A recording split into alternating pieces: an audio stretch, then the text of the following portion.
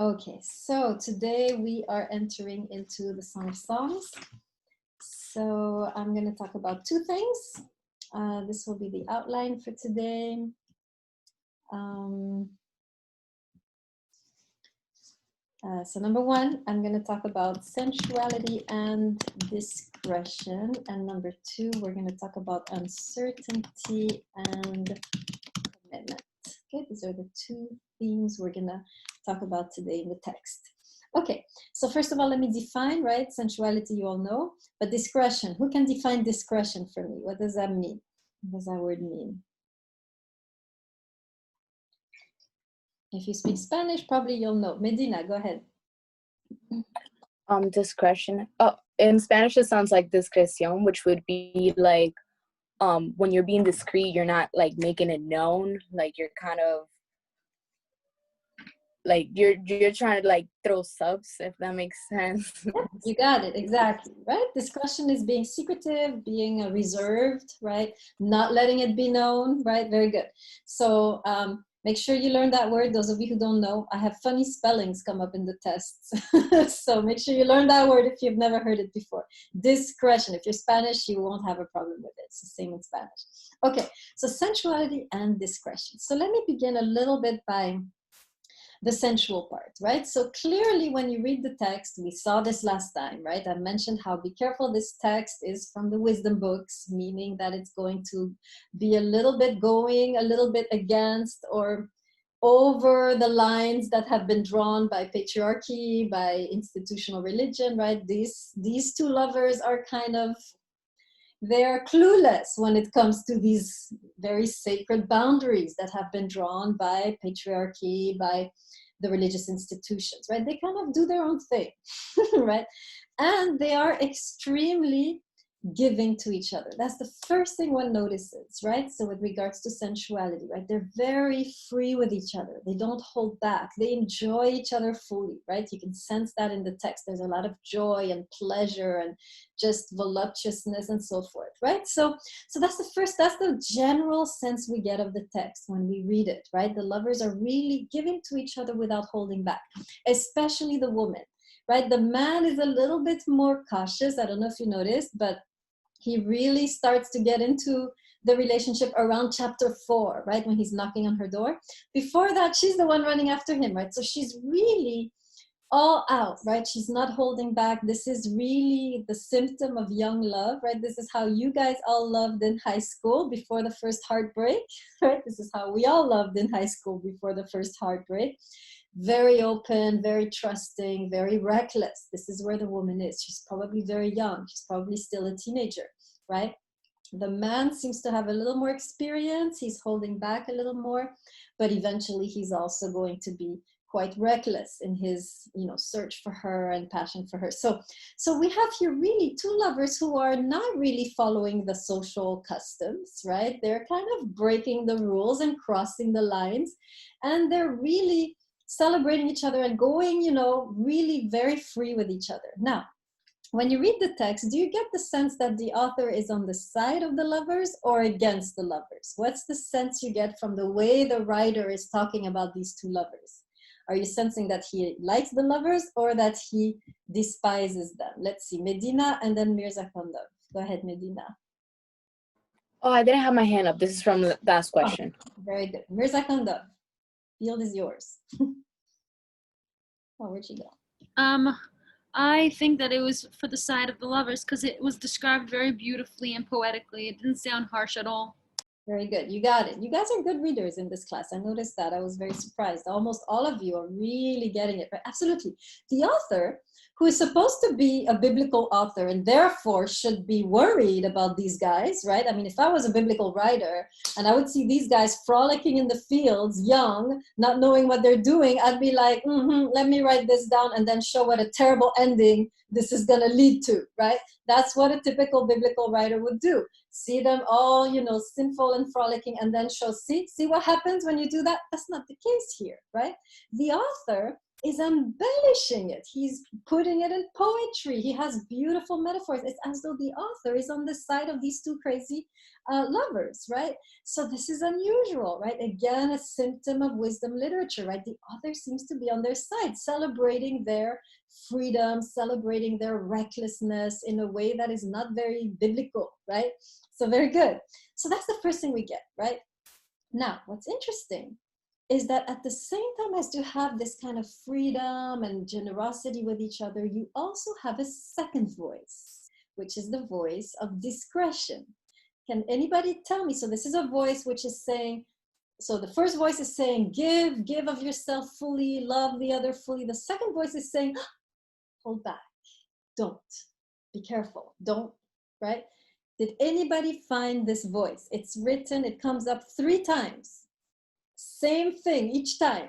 And each time it's like a warning to the lovers. Halmurad, tell us, what did you Is it find? a warning to the young daughters of Jerusalem? Yes. Not to rush? Yes, you got it. Let's go there. Let me write it in the chat. This passage comes up 3 times. It comes up in chapter 2, verse 7. It comes up in chapter 3, verse 5. And it comes up in chapter 8, verse 4. So let's read the first one. And they all sound alike. So let's go to chapter 2, 7. All of you should be there. I'm going to wait till you get there. Who's there? Put your hand in the screen. If you're at chapter 2, 7, put your hand in the screen. Okay, there's only one of you. I need a couple more. Okay, very good. All right, make sure you're following, right? You need these quotes eventually. What did I do with my pen? I can't think without my pen. Here it is. Okay. Okay, so it says this, right? So in the middle of this kind of free, they're so loving each other, giving without holding back, all of a sudden you have this voice comes up 3 times, and it's the woman who is speaking, and she says this: daughters of Jerusalem, swear to me by the gazelles and by the deer in the field that you will never awaken love until it is ripe. So it's so strange. So on the one hand, here she is awakening love, right?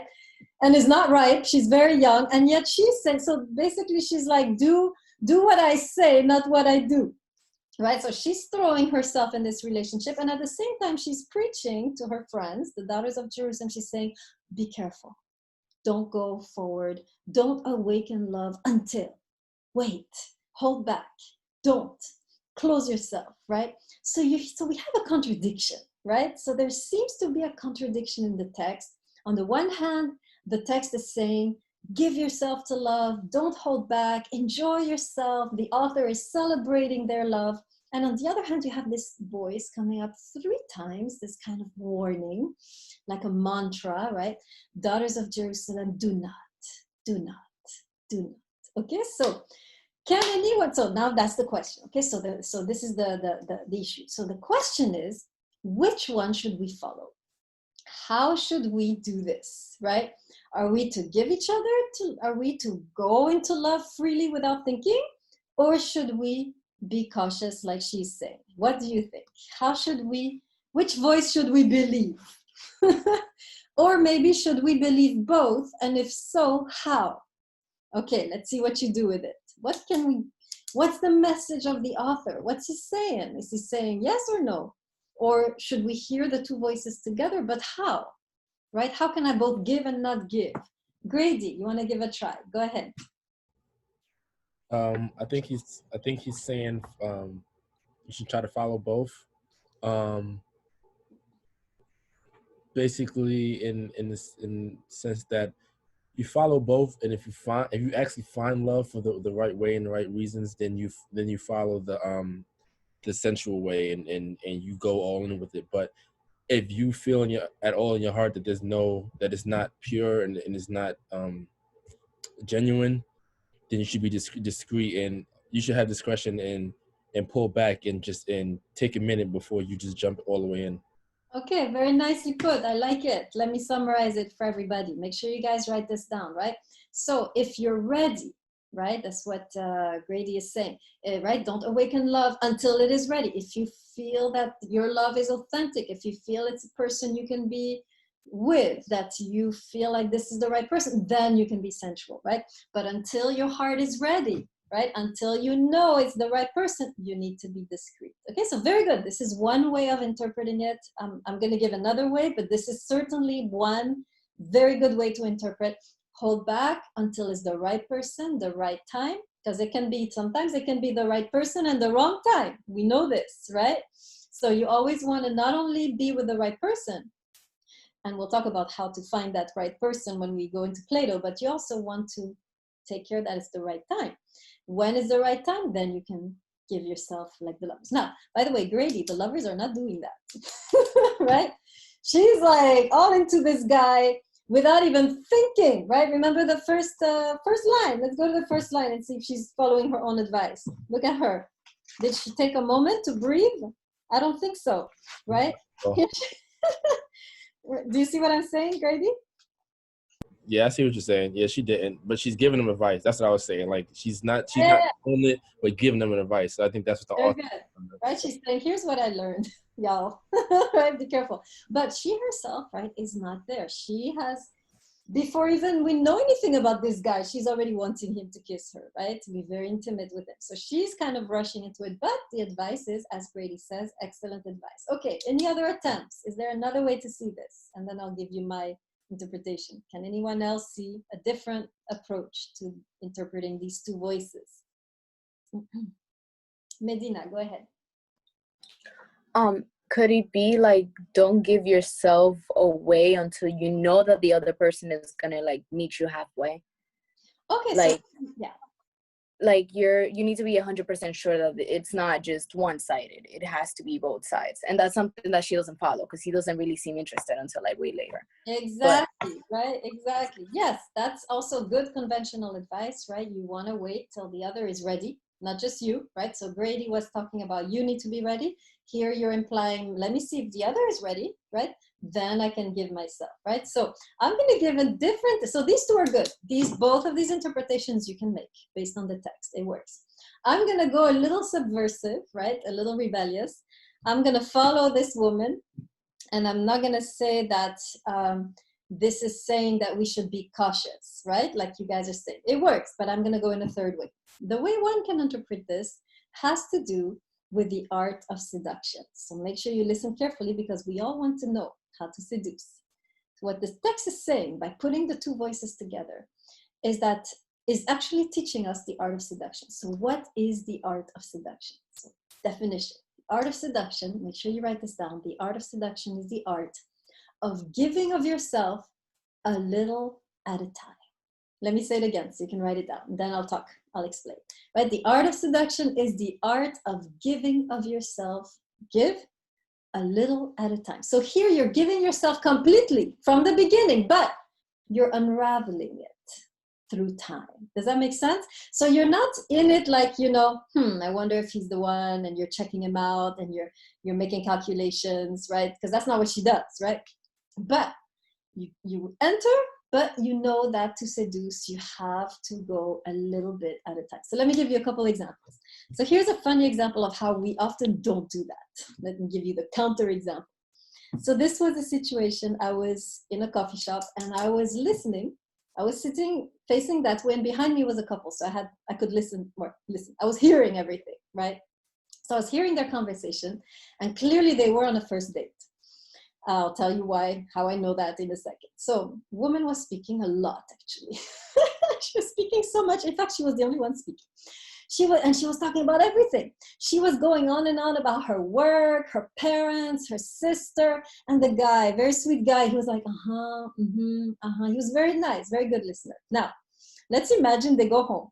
Let's first imagine the woman going home. So imagine the woman goes home to her, whatever, roommates. What do you think she's going to say about this guy?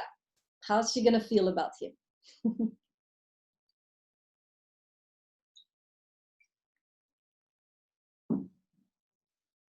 Is she going to like him? Is she going to think he was such an... Yes, very good, Chavez. She's going, oh my God, I met such a sensitive guy. He's such a good listener. He understands me. And, we really resonate. And so she's going to be all hyped up about this guy. Now, the guy goes home to his roommates. What do you think he's going to say about this girl? Will there be a second date? Mirza Kandal, yes. He'll probably say that she doesn't stop talking, she doesn't care to listen at all. Very good, right? And also Grady added, she talks too much. In other words, he's exhausted, right? He'll go home and be like, oh my God, I'm so exhausted. Let me just play like 10 video games till like 2 a.m. to just clear my mind from this woman, right? And maybe they're not even gonna be a second date, right? The woman gave too much too soon, right? On this level, it was in the conversation, but it can happen on all levels, right? The text is saying, never give too much too soon. Whether it's emotionally or even physically, you wanna take your time, right? You want to go slow because that's when it becomes interesting, right? Imagine you give everything the first night. First night, you meet the guy on the date, you go to the apartment, you get that thing out of the way. What's left, right? Now, again, it's not what's going on in the songs. They're crazy, right? But the advice, right? The advice seems to be give of yourself a little bit at a time. Now, this is really interesting. I want to emphasize this because this applies on all levels. It can be on how you dress. It can be on how you talk. It can be on how close you become intimately. It can be, yes, Al-Murad, it can be drinking, not too much, not too little, right? On all levels, right? You want to cultivate the art of giving of yourself a little at a time. In other words, don't give too much too soon. Allow the other person to desire you. If you give too much too soon, there's no mystery left, and therefore the desire has nothing to feed on. Okay, let me Professor? Yes, Hassan, go ahead. Now that you mentioned that, I forgot which book we read last semester, 2 semesters ago, when one of the philosophers, I think it was a post-Holocaust philosophy, one of the philosophers, when he was speaking about God, he spoke about God the same way how you speak about love, how God cannot give himself up too easily and cannot, only shows little specks of himself to the world in order for us to love him more. You got it, Hassan. You're right on. That's Levinas, right? Whom we won't study in this class, sadly. But yes, that's exactly it, right? If you don't keep some mystery, there's nothing for the desire. There's nothing that nourishes the desire of the other person. And so you want to cultivate. Now, it takes a lot of self-control to do that, right? Because when we meet someone and we feel comfortable, immediately we just want to let it all hang out, you know? It's like, just relax, right? And be very familiar, right? But when you become too familiar, you start to lose the mystery when then you start to lose the desire. There are many couples. I read a lot of essays, right, from the students, which you're going to write too, right? And I've learned, right, many couples, they date and they're always together, right? They're always together, always together, always together. And one day, all of a sudden, there's no more desire left and they don't know what hit them. That's what hit them, right? They did not know how to cultivate the mystery and have some moments apart, right? Have some moments where they're not together. Have some moments when they don't say everything or show everything, right? That takes a lot of self-control because we want to give, we want to be received, right? But the text is saying seduction is the art of allowing the other to come closer step by step. And so you leave a little trail, right? I think there was a hand, which was who? Who was the hand that came up? You answered my question. I answered your question? Okay, great. Okay, so this is difficult to do, but it's an art, right? Which we can all practice. We can all try to become better and better. In the beginning, it's not going to work. Let me tell you, in the beginning, I was a mess, right? But little by little, you learn to practice the art of seduction and you become, that is how you keep the desire of the other person alive. The main idea here, just if you want to remember, is less is more. This is really, just remember that in your head. Less is more. You want to text it? Don't, right? You don't have to always follow your urges, right?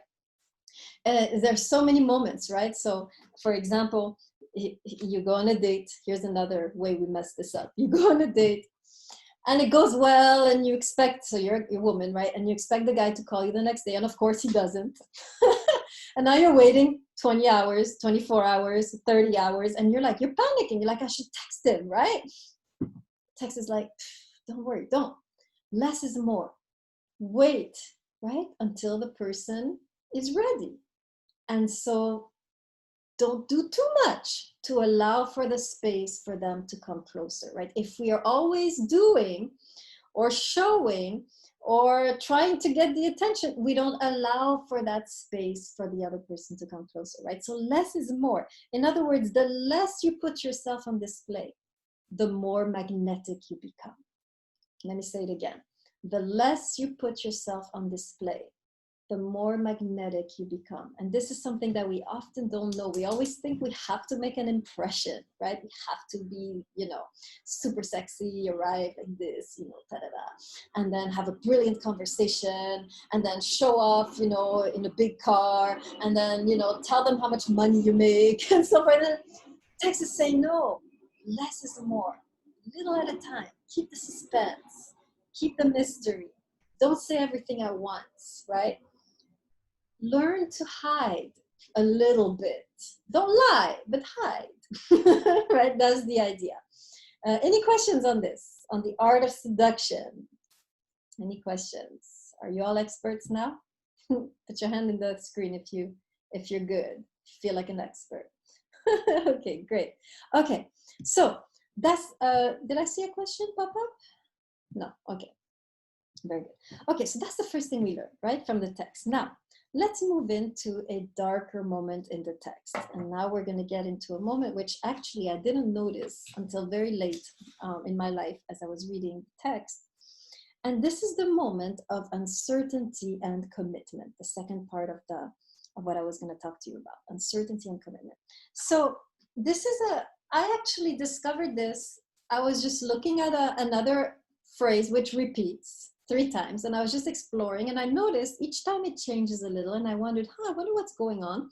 And that's how I hit upon this magnificent insight that we're about to discover together. So this is a situation where so it comes up 3 times. I'm just gonna put it here on the chat. 2:16, 6:3, and 7. I think it's 7:10. Let me make sure. Checking on my book. 7:11. Okay. So let's look at the first one, right? 2:16. And see what we can learn from these 3 passages. So let me make sure all of you are there. So who is at 2:16? Put your hand in the screen. Okay, great. All right, so this begins like this, very beautiful, happens 3 times, this beautiful expression, my beloved is mine and I am his. And then you have a strange twist, right, to the story.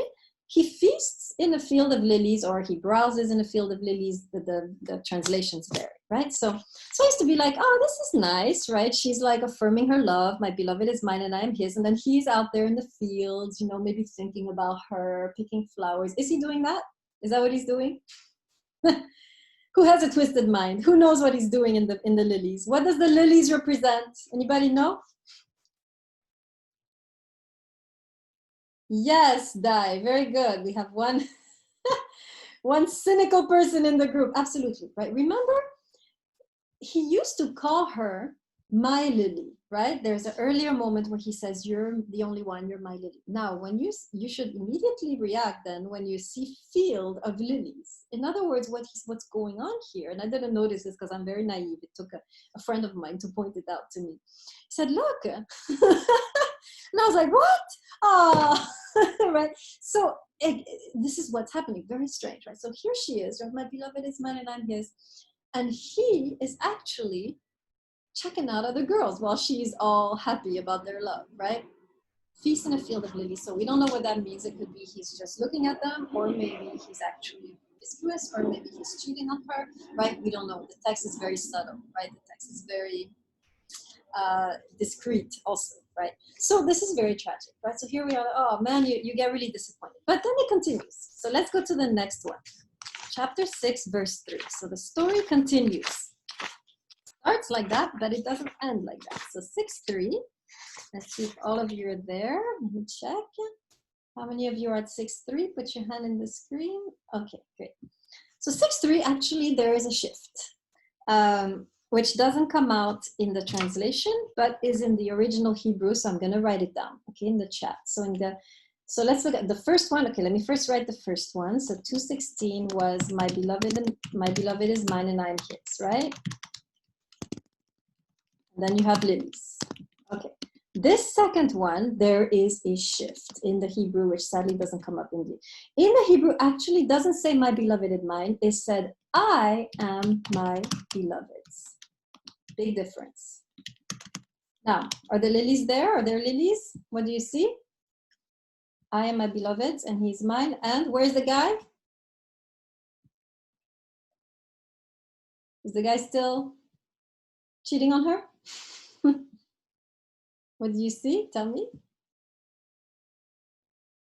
Yes, he's still with the lilies. Okay, so nothing has changed. She has changed.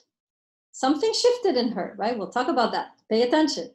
He, on the other hand, is still, still with the lilies. Now, let's go to chapter 7, verse 10. Let's see what happens. Okay.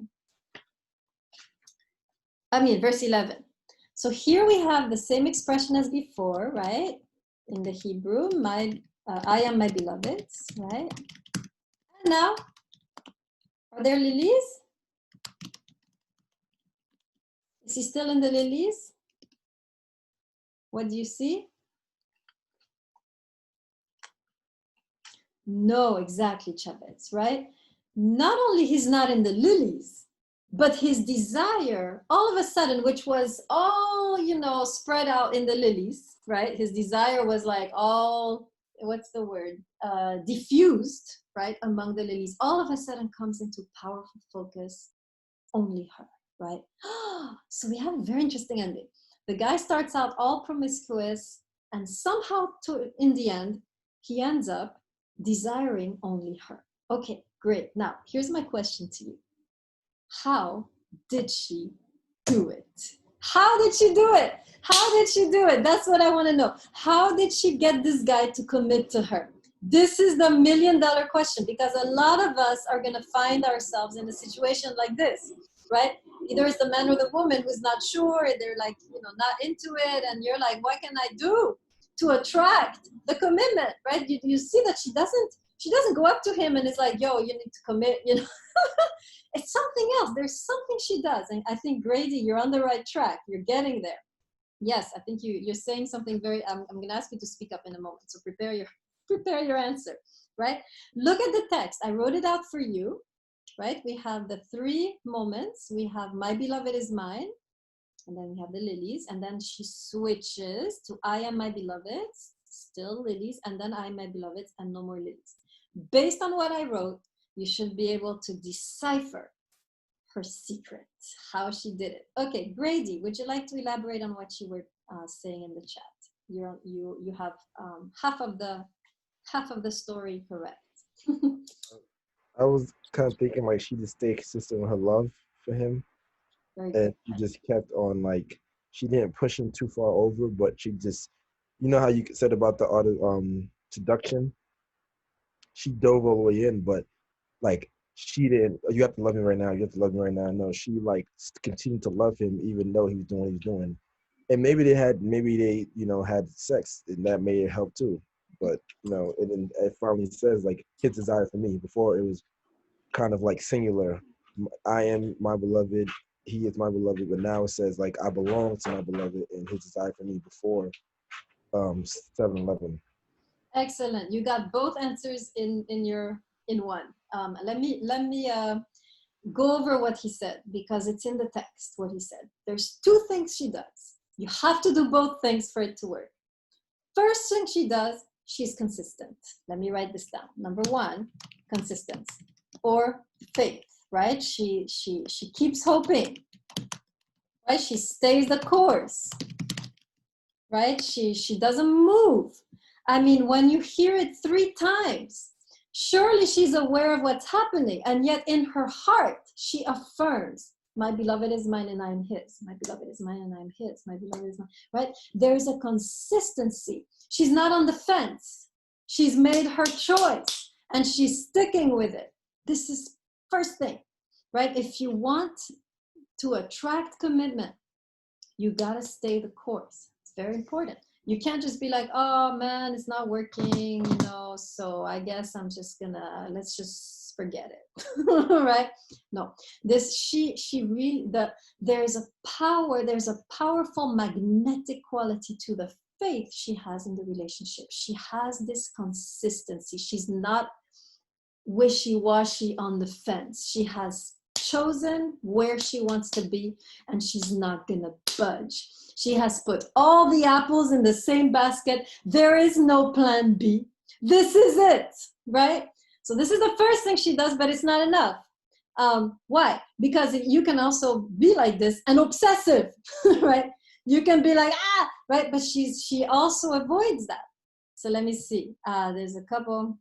Yes, Medina and then Mirza Kandov. Let's start with Mirza Kandov and then Medina, if you want to add.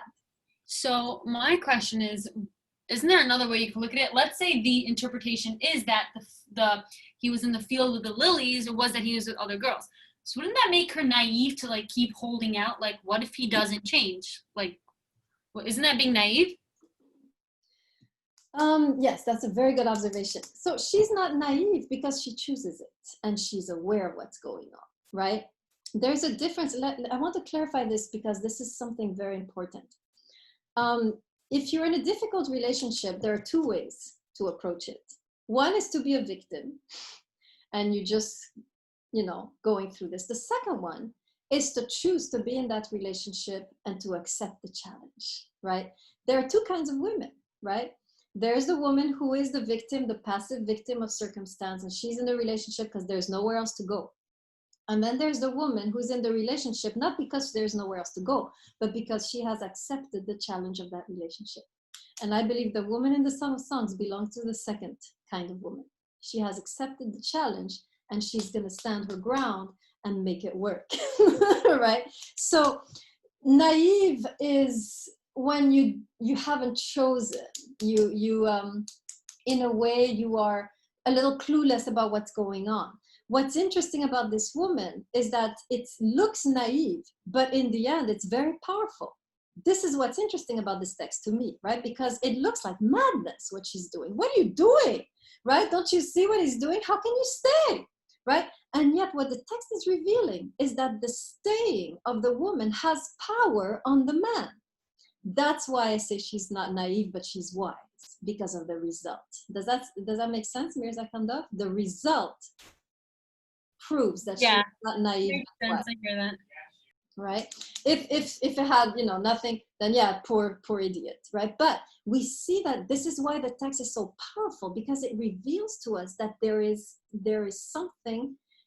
There is an effect. There is you can actually have an impact on the other person when you choose to stay the course. Right now, that's not enough, because you can stay the course and become very, very authoritative and controlling, and you can be like, babe, I love you, I love you, and you're checking his phone, right? So there's a second thing, which Grady, let me get the name right.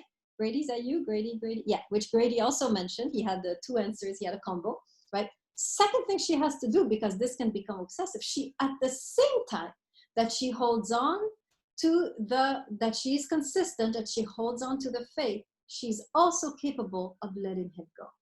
This is the paradox. And how do we know that she also is able to let him go? What do you see in the text that tells you that she's also letting go? Anybody see it in the text? In what I wrote in the chat? I wrote it on purpose, hoping someone would find.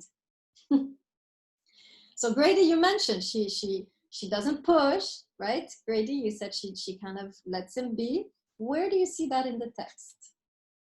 Okay, I see two hands. Wonderful. Let's start with Chavez and then Mirza Kandov. Chavez, go ahead. I think in the fifth poem, she does say, I opened for my beloved, but my beloved had left, gone. My heart sank at his departure. So I'm guessing at that point. So right where, not in the rest of the book, in what I wrote in the chat, I give you the clue. In the three moments where she's saying, my beloved is mine, I, my beloved's I, my beloved's, there you have the clue of that she's letting him go. So yes, you're right, Chavez, that eventually she kind of she turns him down when he knocks on her door, but it's even before that. Let's see, who raised their hand? Oh, there's three now. So Mirza Kandov, Grady, and Medina. Go ahead. Mirza Kandov. Oh, sorry, my hand was up from before. My bad. Okay. Grady, do you see it in the text, what you told us before? it was just for me the constant change of the way she kept saying my beloved is mine. Like that change was a big deal because she kept changing the way that she was forming it. In the beginning, it was sounding more possessive. Then in the second verse, it was like, okay, he's still mine, but at the same time, like I belong to him, but I don't belong to him. The way she said I am. She said I am instead of, oh, this is mine. This is like ours. Like she made it not just about herself in a way. Very good. And You got it. Yeah, You at got the end, she finally put it together. You got it. Look at the shift. My beloved is mine. Shifting to I am my beloved's. She shifts from a possessive stance to a stance of I. It's not you who belongs to me, it's me who belongs to you, right? She lets him go, right? And it's that, and in letting him go, she gives him the space to come back. And this is so difficult when you want him to be there, when he's not there, and you know he's with her, right? The other woman, right? It's so difficult to be able, both are humongously difficult to be consistent and stay the course while at the same time giving them the freedom to come back in their own time and in their own way. But what we're seeing from the text is that what she's doing is far from naive because she gets that guy in the end, right? He comes back. And it's the powerful combination of the two which makes it possible. In other words, you can't just have one. If you just have letting go, it could be like, you know what, you want to see other women? Go, go, go, go. Let me never see you again. Go, don't cross this, this door again. So that's right. But she puts it's the combination of believing in the love, keeping the love alive in herself, staying the course, while at the same time releasing him, holding on while releasing. This is her secret. Does everybody understand what I just said? Do you see that? Put your hand in the screen if you're seeing what I'm saying. Okay, there were a couple of questions as I was talking. Grady, you had another question, or it's just the hand from before? Grady? Oh, no, it's from before. Okay, very good. Okay, so extremely powerful, right? It's such a short passage, but I can really predict that if or when you find yourself in that situation, I have seen this work, right? This is not just literature. This is real life. I have witnessed situations which were completely hopeless, right? Where the woman chose to stay and take the challenge and stay the course while at the same time relinquishing control over what her man was doing. Just being there, keeping the love alive, keeping herself alive while relinquishing control. This is something which I have seen has powerful transformative effect on the person you are with, right? So it's something you'll have to try out at that moment, but very, very powerful. So good. So we already got a few words of advice from our African lover. So next time, I'm going to ask you to focus on chapter 4, I think. Let me check. So you'll reread everything, but I'd like you to do the reading assignment and focus. Sorry, chapter 5. Chapter 5, right? I'm going to be commenting chapter 5 next time. So I want you to focus on that because we're going to learn. It's a very important passage. That's the center of the book. So it's an important milestone.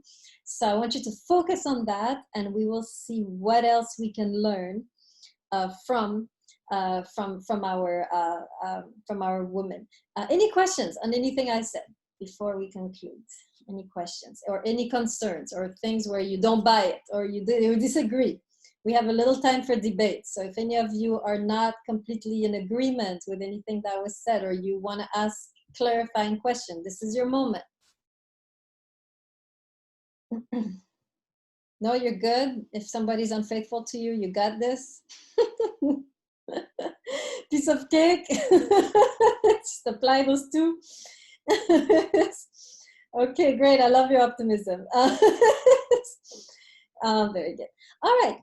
So well done again on coming on time. Well done on the reading assignments. This is the idea. I'm very happy.